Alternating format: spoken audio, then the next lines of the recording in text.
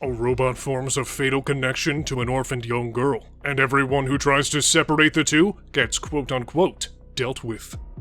Perpetual Pets is the coolest new toy for children. They are controlled through an app, and they have a camera to interact with the children who own them. Everyone has one, including Katie. One day, as the family was heading on a ski trip, Katie sits quietly in the back seat, playing with her Perpetual Pet's friend. Her parents call her, but she doesn't answer. Irritated, her father, who is driving the car, looks behind him to call Katie. When he does, a giant snow truck rams into their car. The camera shot switches to Gemma, Nicole's sister, and Katie's aunt. Incidentally, she's working on Perpetual Pets. At the office, while she and her colleagues, Tess and Cole, are working on improving the Pets toy, David, the owner of Pets, walks through the door. He is angry. He tells Gemma that one of their competitors began making toys similar to their Perpetual Pets. However, they found a way to make the dolls cheaper and with new features. David told them to make a cheaper doll just like their competitors, but then Gemma reveals the project she's been working on.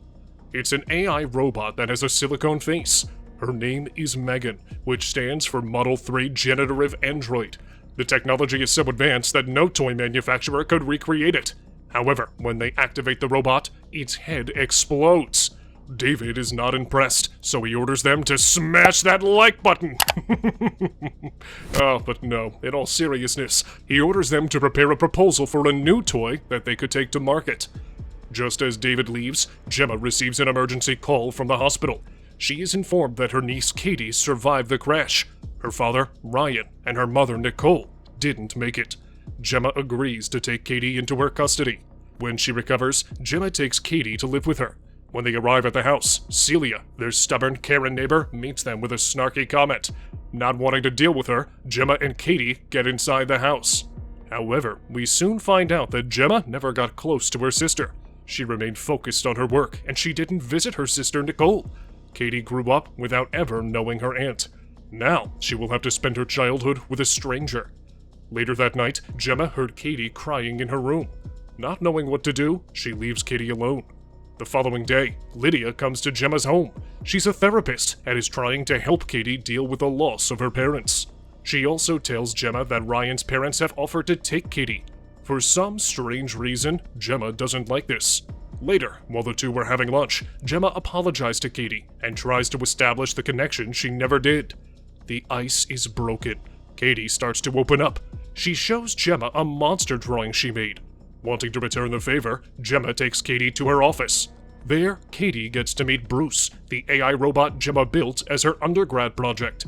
When Katie saw that Bruce can be controlled with only a glove, she says that she would never need another toy if she could have Bruce. A light bulb went off in Gemma's head. She goes to the lab and begins merging Megan and Bruce. After a lot of work, Megan is finally brought to life. She also thinks about showing the new toy to David so they can mass-produce it.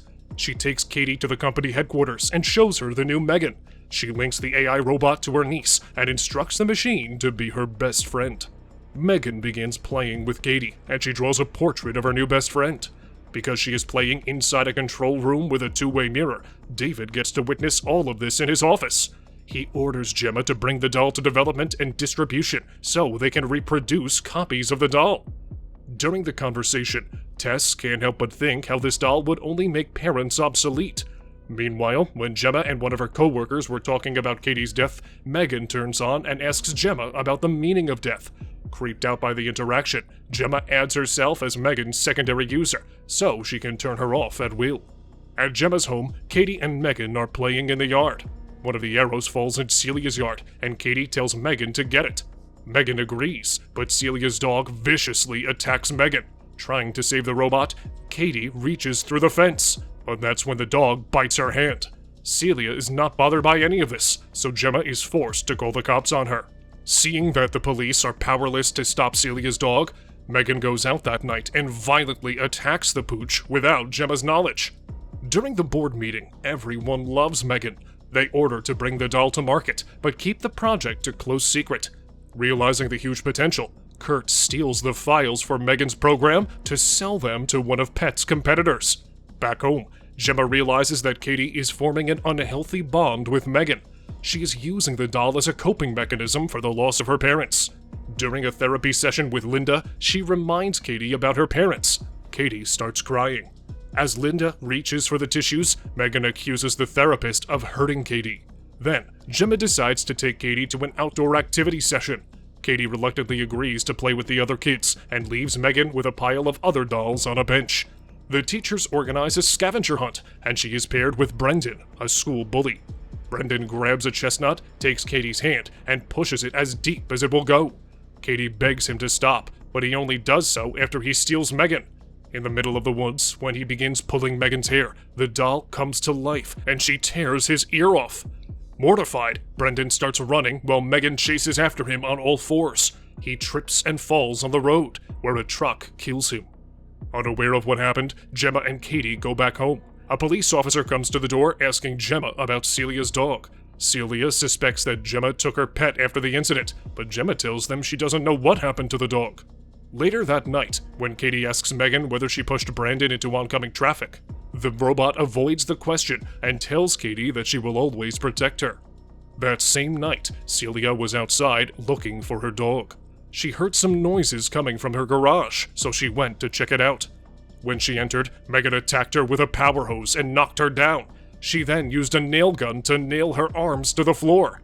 Finally, the robot took a powerful pesticide, sprayed Celia's face, and melted it away. When Gemma is told that Celia's death and Brendan's death were related, she immediately checks Megan's video footage and sees that all the files have become corrupted. Meanwhile, Gemma and Katie go to the launch for Megan. Before that, they have to attend a meeting with Lydia, during which Gemma tells Katie that she will take Megan away from her. Outraged, her niece slaps her across the face. Gemma then tells Tess and Cole that Megan murdered Brendan and Celia.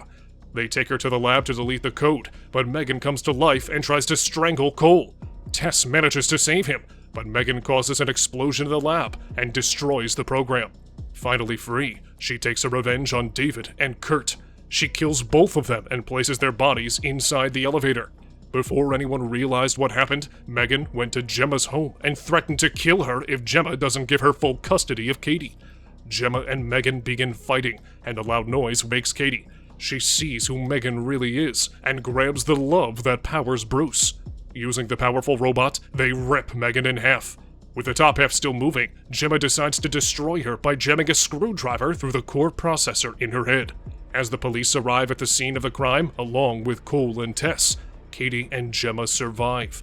But just before the screen turns black, the little virtual assistant turns on in the living room and takes control of the camera to observe Katie and Gemma.